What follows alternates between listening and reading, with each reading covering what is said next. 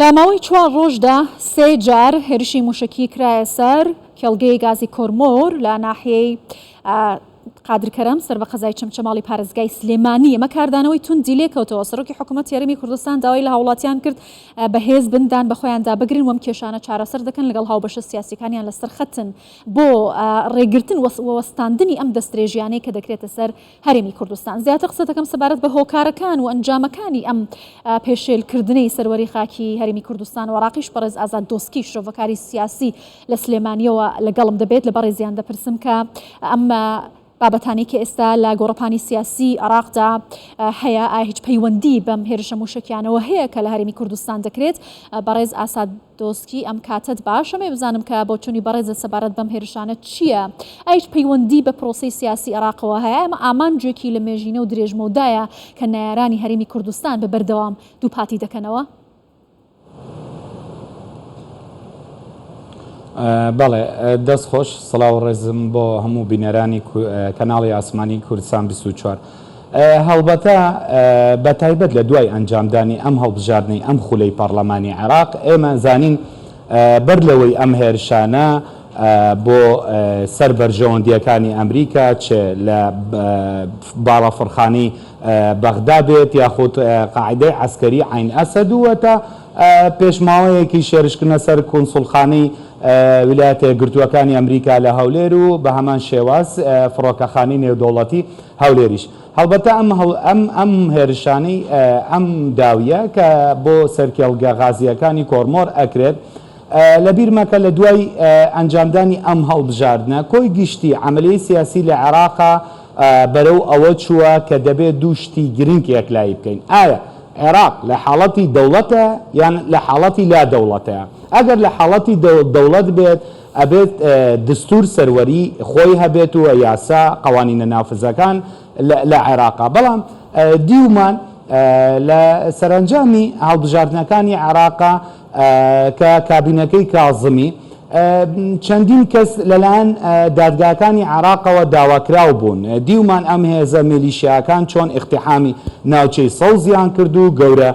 بەرپرسێکی خوان لە ژێرچنگی دەسەڵاتی هێزە ئەمنیەکان و ڕۆژانە هێرشکردنە سەر مەنتەقەی خەزرا یاخود باڵوێزخانەی ئەمریکا لە ناوچەی سەوزی بەغا. پێم وایە لە عێراقا شتێک هەیە کە دەسەڵاتی لە سەروی دەسەڵاتی یاسادانان و دەسەڵاتی دەستوریە لە عێراقا کاویش خۆی لە میلیشیاکان نابێنێ. لە عێراقا زیاتر لە 40 میلیشیا لە ناو سوپای عێراقا تەواجودیە. من پێم وایە حکوومەتی فیدراڵی بە دەسەڵاتی جێبەجێکردنەوە دەسەڵاتی یاسادانانیش نەیتوانیوە ڕۆڵی کارای خۆی ببینێ و زۆربەی وڵاتە زلێزەکان یعنی ڕادەگەیشت بۆ ئەوەی کە باڵوێزخانەی ئەمریکا لە بەغا بە ئاشکرا پاشەکشەکەی خۆی ڕابگەێنێ لە بکشێتەوە لە عێراقا. لەبەرەوە پێم وایە ئەمە کاری حکوومەتی فیدراڵی شەک بە پێ دستور بێ کەپاراستنی بە تایبەت بەعسە دیبلۆماسیەکە. بەڵێ ئەگەر ئەمە لایەنێکی پرۆسەی سیاسی پەیوەندی بە پرۆسەی سیاسی و دیبلۆماسیەوە هەبێت لە عێراق وەروەها ئەو پەیوەندیانی کە لە گەڵ هەرێمی کوردستان هەیە بۆ گوشار خستنە سەر کورد. بەڵام ئێستا ژێرخانی ئابووری سەرچاوی وزە و سامانە سروشتەکانی هەرێمی کوردستان دەکرێتە ئامانج. هەر لە بەغداشەوە بڕیار لە دادگای فیدراڵیەوە دژ بە هەناردەکردنی و نەوتوگازی هەرێمی کوردستان دەردەچێت. بۆچی ئەم جارە ژێرخانی ئابووری دەکرێتە ئامانج؟ ئەمە پەیوەندی بەیەکەوە هەیە؟ بە دڵنیاییەوە یعنی ئێمە لەبیر نەکەین ئەگەر هاتوو عملیی سیاسی نەوعاتما ئارامی بەخۆ نەبینێ بە تایبەت یعنی با سەڕیح بم ئەو کوتلانەی کە لە دوای سیراعێکی زۆر لەگەڵ کوتلەی سەدرا ئەوەی کە بە چوارچێوەی هەمانگی یاخود بە ئیتاری تەنسیقی ناو ئەنرێ ئێمە زانین ئەوانە خاوەنی ڕاستە کورسی پەرلەمانین بەڵام لە بیرماکە خاوەنی باڵی سەربازی لە عێراقا هەر کاتێک بەرژەوەندی سیاسیەکانیان بڵێ نەگونجێ بەو شێوازەی کە خۆیان ئەنەوێ هەڵبەتە بەکارخستنی مەکینەی کاتیۆشا و هێرشکردنە سەر ناوچە جیاوازەکانی عێراقا بۆتە بەشێک لە کەرتوری ئەم هێزە سیاسیانە کە خاوەنی باڵی سەربازی. محکەمەی فیدراڵیش با زۆر سەریح بم یعنی بەداخەوە من لە دەستگاکانی تری ڕاگەاندن و پێشتریش لەگەڵ بەڕێستان ئاماژەم پێکرد ئاڵۆزبوونی عەمەلیەی سیاسی دادگای فیدراڵی بەشێک بەرپرسارەتی ئەکەوێتە سەر چکە دادگای فدراڵی چەندین بڕیار یاخود دەقە دستوریەکانی شی کردەوە لە بەرژەوەندی ئەو هێزە سیاسیانەی کە دەیانەوێت بە هەر جۆرێک بێت کابینی حکوومەتی عێراق پێک بێنن و دوورخستنەوەی مقتەدا سەدریش یاخود کە خۆی زۆربەی پەرلەمانتارەکانی دەست لە کار کێشانەوە لە عملی سیاسی پەیامێک بوو بۆ ئەگەر سەری وتارەکانی بەڕێز مقتەدا سەدر بکەی کە باسی ئەوەی ئەکرد کە دەبێت سیلاح لە دەستی دەوڵەتا بێت یاخود پرسی میلیشیاتەکان چارەسەر بکرێت خۆ ڕەنگە ئەمە لەناو بەیتی شیعی زۆربەی داواکاریەکانی مقتەدا سەدریش بووە بۆ کۆتاییێنان بەو میلیشیانە کە دۆخی ئەمنی عێراقیشیان بە تایبەت ناوچەی سەوزی بەغاشیان کردو بۆ ئارماج لەبەرەوە پێم وایە محکەمەی فیدرالی لەو بڕیارانە نەک دژی هەرێمی کوردستان لە زۆر بڕیارە هەڵە بوو لە تەفسیرکردنی دەقە دستوریەکان و ئەم دۆخە ئاڵۆزەی کە عێراق ئێستا تێکەوتووە خۆی پشکی شێری بەردەکەوێت و دیشمان پێش چەند ڕۆژێک بەڕێز ئەنجومەنی سەرۆکی ئەنجومەنی دادوەری لە عێراقا مەدحەت مەحموود لەگەڵ زۆربەی لایەنە سیاسیەکان دانیش کە دەبێت ئەم ڕەوشە سیاسیە چارەسەر بکرێت کە نەوعەن ما درکیان بەوە کردووە بەداخەوە بۆ هەموارکردنی عملی سیاسی خۆ تعدیلکردنی عملی سیاسی عێراق پێویستی بە دەرکردنی قانونی نەوت و غازە و هەموارکردنی قانونی ژمارە 30 ساڵی 2005 دادگای باڵای فدراڵی لە عێراقا کە نابێت محکەمە بەم شێوازە ئیداریەی خۆی کە ئێستا بڕیارەکان دەرەکات هەر کێشەیەک یاخود هەر داوایەک بخرێتە بەردەم ئەم محکەمە بەڕێزە من پێم وایە نەیتوانیوە سەربەخۆی ڕابگەنێت و ئێستاش بەڵێ باشە کورد بەردەوام لە پەیوەندیدایە بۆی کە بتوانێت سەروەری خاکی هەرێمی کوردستان بپارێزێت لەگەڵ حکوومەتی عێراق قسە دەکات بۆی کە ڕێگری لەم جۆرە هێرشانە بکات لانیکەم کۆنتترۆلی چەک لە دەستی میلیشیاکان بکەوێتە دەست حکوومەتی عێراق و ڕێگری لەم هێرشانە بۆ سەر هەرێمی کوردستان بکرێت کورد لەگەڵ هاوبەشە سیاسیەکانیشیان بابەتی باس کردووە ئایا کاردانەوەی نێودوڵەتی ئەتوانێت کاریگەری لەسەر هەڕوێستی عێراق و هەروە کۆنتترۆلکردنی ئەم دۆخەی ئێستا لە عێراق هەبێت؟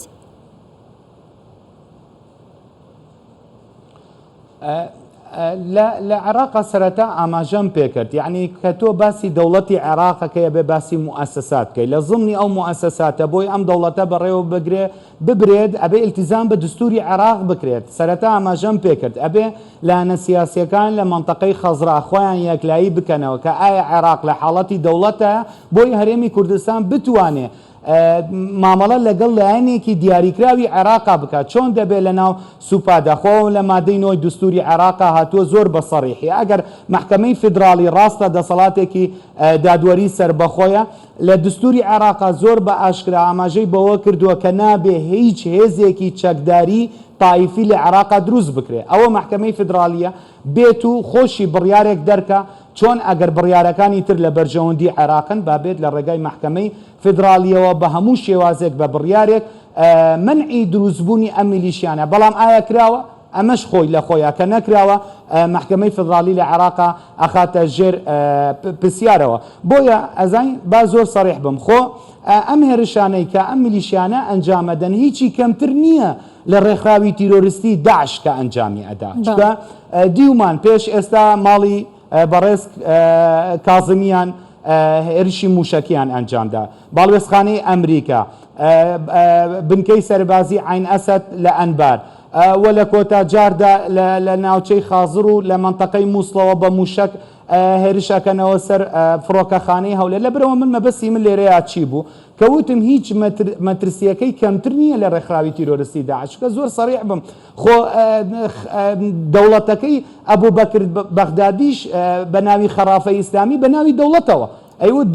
الدولة الإسلامية في العراق والشام أيش بناوي دولتها باش برز أزاد بلان أو حرشاني كبرز أماجت بيكرد بو بنكسر بازي كاني أمريكا وهذا كاني هاو بيمانان العراق وهروها لكردستانيش بوكو خوان أماجان بيكردوا بكراني أو هرشانة أمان جان نهشتني هذا بياني كان يا تقداني بنككاني أوانا لهرمي كردستان والعراق بلام أم جارة هرش تكتت السر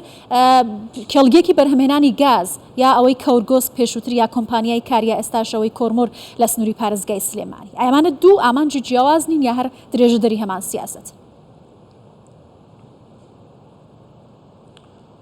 بەڵێ بە تاکیدەوە خۆیان زیاتر مەبەستیانە کە لەو ێرشانە پەیامی سیاسیشی تایە